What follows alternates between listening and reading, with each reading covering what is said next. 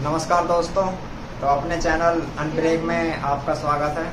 ये कुछ समय पहले बंद हो चुका था तो इसलिए आइए आप देखते हैं। हाँ तो बताओ। तो देखो भाई, दिखाई दे रहा हमारा पहला चैप्टर क्या है? विद्युत आवेश। विद्युत आवेश में मैं तुम्हें अगर से सिंपल लैंग्वेज में बताऊँ तो देखो, एक हमने आबनूस की छड़ ली। आबनूस क्या होता है? जैसे लोहा होता है, लोहे की धातु होती है, छड़ होती है उसकी भी, तो ऐसी आबनूस की भी क्या होती है? एक छड़ होती है। आबनूस एक धातु है और उस तरीके से उसकी छड़ होती है। तो हमने उस धातु की छड़ को किससे रगड़ा? रेशम के कपड़े से। रेशम के कपड़े से रेशम के कपड़े से रगड़ा। और फिर हमने एक दूसरी छड़ दी कांच की, और उसे हमने किस चीज़ से रगड़ा? बिल्ली की खाल से, क्योंकि वो भी एक रेशम के जैसी ही होती है।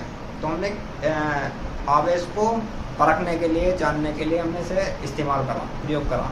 तो हमने जब उसे रगड़ा, तो इसे रगड़ने के बाद हमने दोनों वस्तुओं को, जब हम छोटी छोटी जो वस्तुएं हैं उनके पास लेकर गए, तो उन्हें अपनी तरफ आकर्षित करा, या उनके अंदर उन छोटी छोटी वस्तुओं को आकर्षित करने की क्षमता उत्पन्न हुई। यही जो गुण है, अपनी तरफ आकर्षित करने का जो क्षमता है, उस गुण को ही हम क्या कहते हैं? विद्युत आवेश। ये बात समझ में आई? तो कहने का मतलब ये है। और इस चीज़ से हमें क्या पता पड़ती है? इस बात से ये पता पड़ता है, अगर दो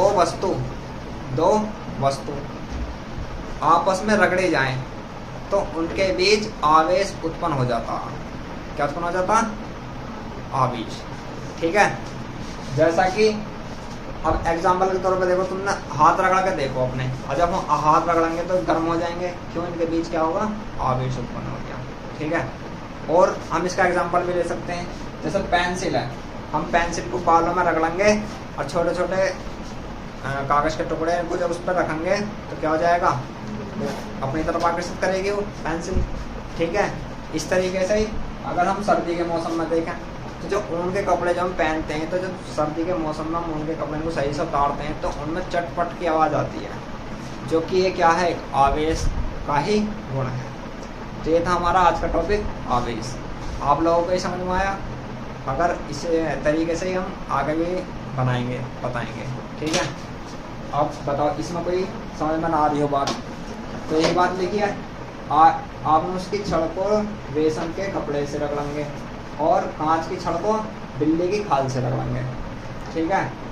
दोनों छड़ों को हल्की वस्तुओं की तरफ आकर्षित करने की जो क्षमता है वो उत्पन्न हो जाएगी, और इसी गुण को विद्युत आवेश कहते हैं। इतनी सी डेफिनेशन है। इसमें क्या, इस बात से क्या निष्कर्ष निकल रहा? इससे निष्कर्ष निकल रहा कि दो वस्तुओं को अगर आपस में रगड़ा जाए तो उनके बीच आवेश उत्पन्न हो जाएगा। जैसे कि हम हाथ से रगड़ के देख सकते हैं, जैसे नो।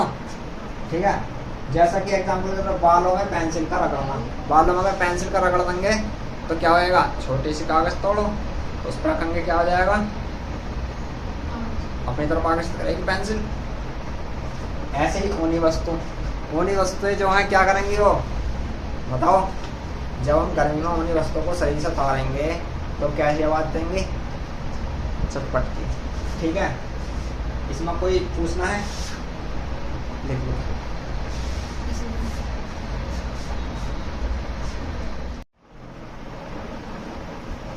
तो आवेश कितने प्रकार का होता है? तो आवेश मुख्य रूप से दो प्रकार का होता है, सीधी सी बात है। कैसा? आवेश का प्रकार। आवेश दो प्रकार का होता है।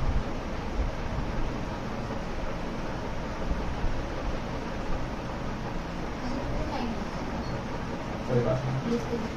आवेश का दो प्रकार होते हैं। फर्स्ट क्या है? धनावेश। ठीक है। दूसरा क्या है? ऋणावेश। या ऐसे लिखते धनावेश, या फिर कैसे लिखते हैं? धन प्लस आवेश, ऐसे लिखते हैं। ठीक है। ये होता ऋण आवेश। ऋण आवेश। धनावेश क्या होता? धनावेश वो होता जो अपने इलेक्ट्रॉन त्यागता।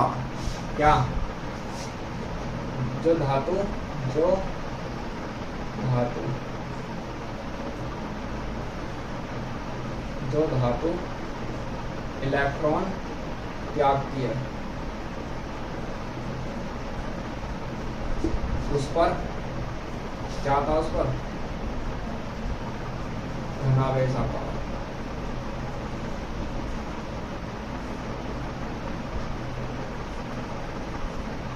ठीक है, अब इसी का ही उल्टा हो जाएगा। अब ऋणावेश क्या होता, जो धातु इलेक्ट्रॉन क्या करती है, ग्रहण करती है।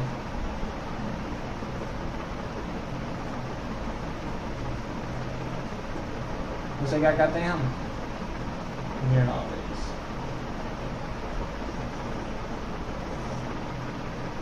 उस पर क्या आता, ऋणावेश।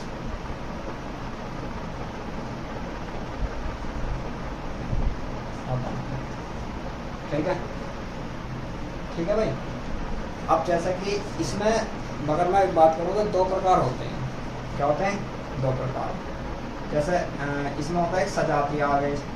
चलो, धनावेश को हम किससे दर्शाते हैं, धनावेश को हम प्लस से दर्शाते हैं। ठीक है, और ऋणावेश को माइनस से दर्शाते हैं। ठीक है ना। अब इसके अंदर एक चीज और होती है जिसे कहते हैं हम सजातीय आवेश, विजातीय आवेश। तो सजातीय आवेश क्या होता है, सजातीय आवेश। तो सजातीय आवेश, सजातीय आवेश, सजातीय आवेश होता जब दोनों वस्तु या दोनों छड़ों पर सेम क्या हो, इलेक्ट्रॉन हो। ठीक है, या सेम आवेश हो। ठीक है, जैसा जब दो वस्तुओं पर सेम मतलब एक ही जैसा या एक ही जैसे इलेक्ट्रॉन हो।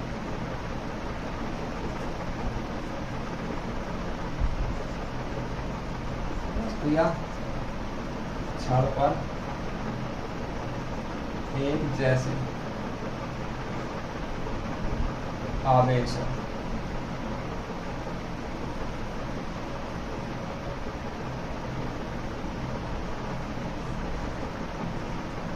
उसे क्या कहेंगे हम, सजातीय आवेश। जैसा कि एक छड़ ये है, इधर भी प्लस आवेश है, एक छड़ ये है, इधर भी प्लस आवेश है। तो इन दोनों के बीच कैसा आवेश, क्या लगे, कैसा आवेश आएगा, नहीं, सजातीय आवेश। ये माइनस है, ये माइनस है, तो इन दोनों के बीच कैसा आवेश आएगा, सजातीय आवेश। सजातीय आवेश। ठीक है। अगर मैं ये करूं दूसरी बात, तो एक होता है विजातीय आवेश। विजातीय आवेश, विजातीय आवेश क्या होता, बताओ, जब दोनों वस्तुओं या छड़ पर अलग अलग आवेश हो, अलग आवेश हो। ठीक है, और ये जो है ना, बस में एक दूसरे को प्रतिकर्षित करेंगे। क्या करेंगे, एक दूसरे को प्रतिकर्षित करेगी।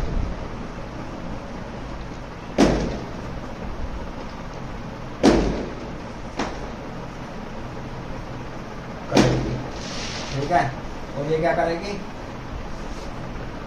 एक दूसरे को आकर्षित,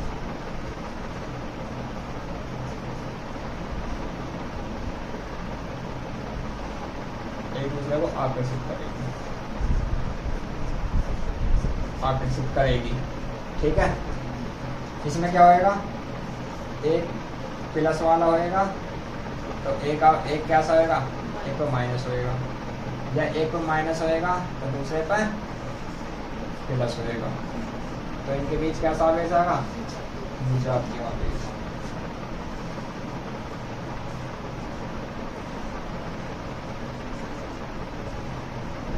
समझे? अब एक और होता जिसे कहते हैं मूल आवेश। क्या कहते हैं? मूल आवेश। पता मूल आवेश किसे कहते हैं?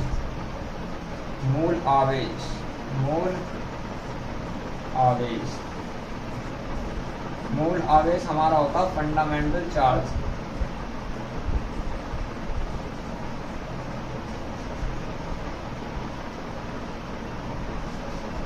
फंडामेंटल चार्ज ये एक ऐसा आवेश होता जिसे हम इलेक्ट्रॉन से दर्शाते हैं। समझे? क्या दर्शाते हैं? मूल आवेश को इलेक्ट्रॉन से दर्शाते हैं, इसे दर्शाते हैं। और इस पर 1.6 गुणा 10⁻⁻19 गुलाम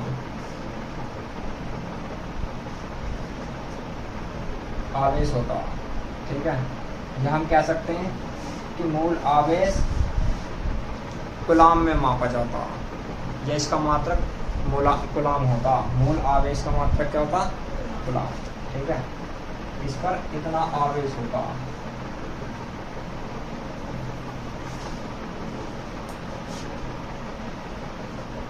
ठीक है, समझे? देखो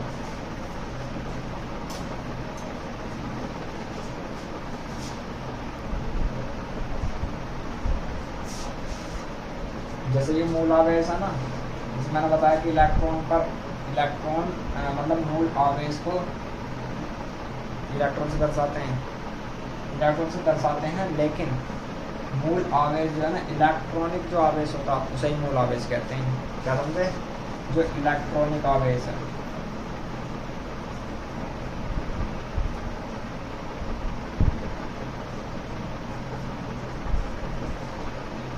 इलेक्ट्रॉनिक आवेश को मूल आवेश कहते हैं।